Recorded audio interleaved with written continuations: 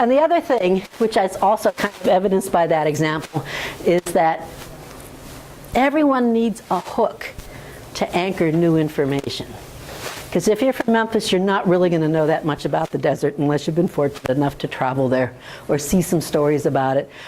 So you always want to try with new text to relate it to something else that they might have read, something that they've seen in the world or in a newspaper or on a television show, or something in their own lives so they can relate to it better. My favorite tutor, Mr. Deek, when he's dealing with math, always tries to connect teaching math concepts with money, because kids are very savvy about money. So if you want to teach percentages, you talk about things being on sale and how much are those pair of blue jeans if they're 20% off, or you talk about used basketball scores or those kinds of things. But it's really good to try to make those math problems concrete and relatable. And I'll probably even talk about word problems right now. When you're doing word problems, which are some of the hardest things for kids to comprehend, you may have Sally and Tom go to the supermarket and buy chickens. Make it their names. Make it Octavian and Deletria go to Kroger and they're picking up hamburgers and stuff to make French fries and a salad. But if you personalize it, all of a sudden it's easier for kids to visualize. So try to bring those word problems to life by using examples that they can relate to. And use their names. Kids love it when you turn the word problem into a problem about them. So do that when you're working on those things. Some quick coaching techniques. Converse with your student. I get a lot of calls, typically from older tutors, really anxious the night before a tutoring session about how they're going to mess up. Oh, they don't want to do the wrong thing. And I tell all my tutors,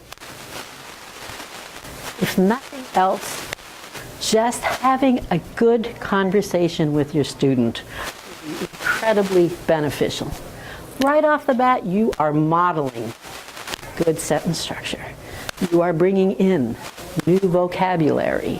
You are asking open-ended questions that require the student to give you more than a yes or no answer. One of my favorite tutors is a retired head of the Campbell Clinic who taught medical students all of his life, retires and decides to work with middle school students. And he was terrified. Marilyn, how am I going to do this? I'm really nervous. I said, Dr. Bob, you're going to be fine. And Dr. Bob was excellent. They gave Dr. Bob a student who had a very limited vocabulary. And vocabulary is one of our biggest issues and concerns. And and they do these tests at the beginning of the year that shows you a bar graph of where your student is on that vocabulary score. And our student started off here on the bar graph. Dr. Bob went in and he got to know his student. He found out that his student liked creepy, scary things. So he went out and he got all sorts of Edgar Allan Poe books. And he would bring those in. So they would read an Edgar Allan Poe story and then they would talk about it. That student, at the end of the year, vocabulary was off the chart. Simply from finding out what the student liked, getting that hook, and just making your vocabulary and your sentence sing. So even if you just converse with your student, you will do wonderful things. Other thing that's essential is encourage your student to try. Encourage them to try. A lot of our students will be able to grasp the concept, but they may not want to put in the effort to get fast at learning that concept. So they'll be able to do the problem, but they might not work up to speed because they just may not be used to realizing that you have to practice and practice and practice so that that skill becomes automatic. So don't let them off easy. Say you have to try and you have to try hard, because these standards are dramatically harder than what they are used to in the past 3 years. So encourage.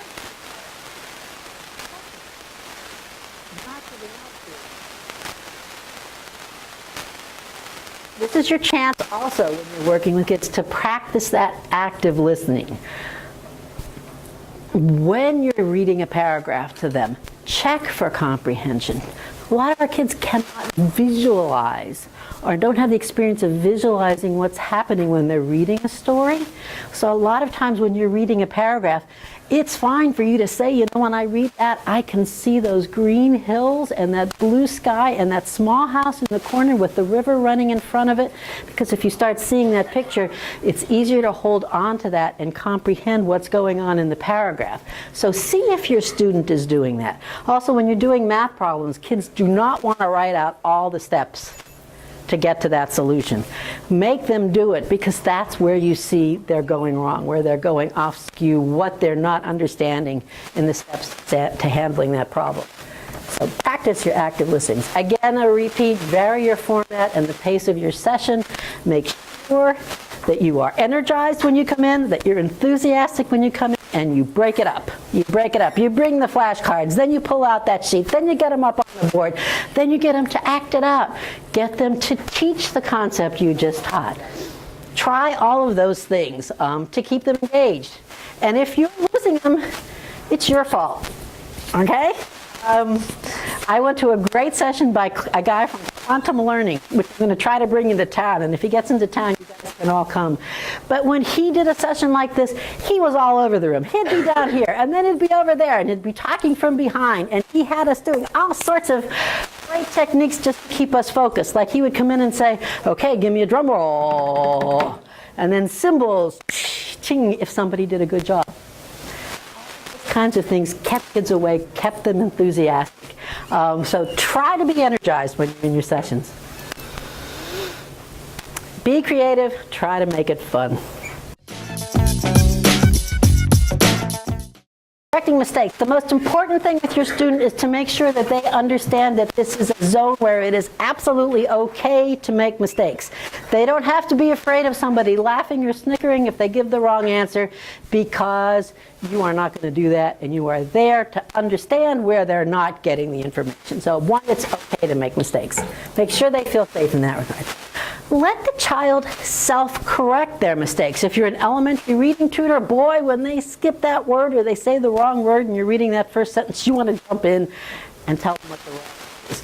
Resist that. Resist that. Let the child get to the end of the sentence, and if they self-correct, you've got a success.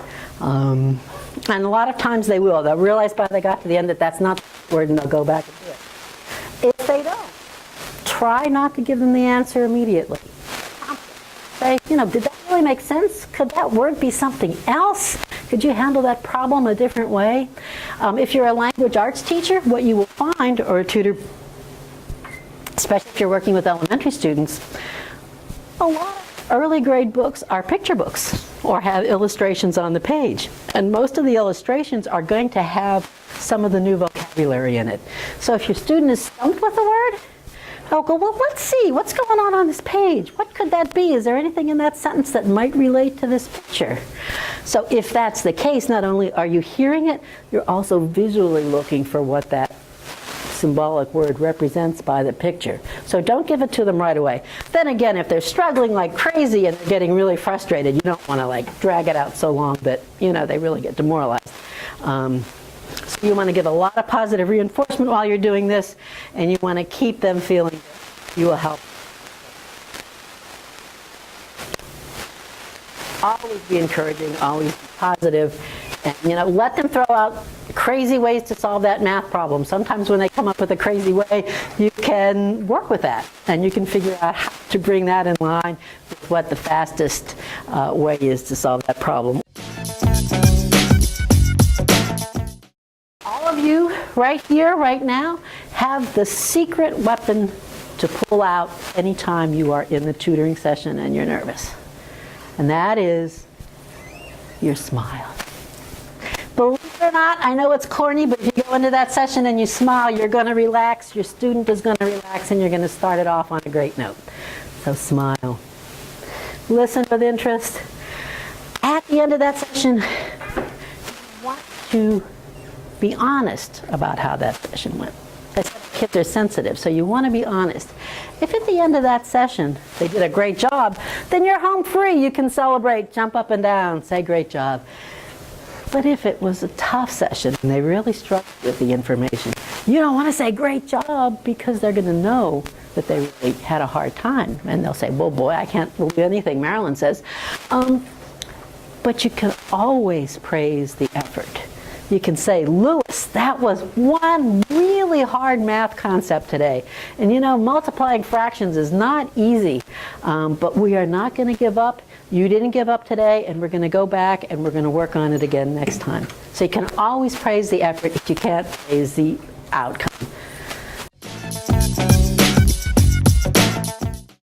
Summarize all the successes. Let the student know that you will report to the teacher. I always feel funny saying this because it sounds like I'm going to snitch you out to the teacher. But what you have is a very unique opportunity. Most teachers rarely, if ever, get the chance to do a one-on-one with a student. Maybe they can work in small groups, but rarely one-on-one. And there you are with this hour a week, one-on-one.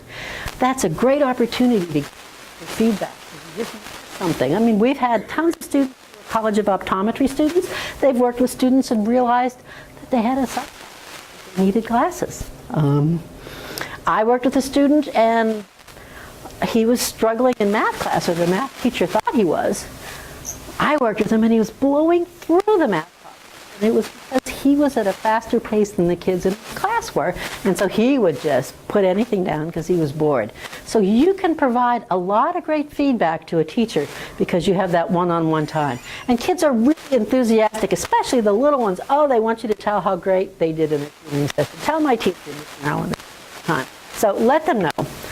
Also, let the student know when you will return, because we're hoping you're going to be really consistent. You're going to come each week, but sometimes, for example, the road's vacation calendar might not match up with your school's calendar. So if you know that you are going to be out next week and your student is going to be in class, let them know. I'm going to say, you know, Louis, I'm not going to be here next week. I'm going to be in Cincinnati visiting my parents, but I will be here the week after so that we can work together again. So let them know when you'll return if you're not going to be back on your regular basis, and always end it on an upbeat, positive note so that they're looking for more, so they want you to come back.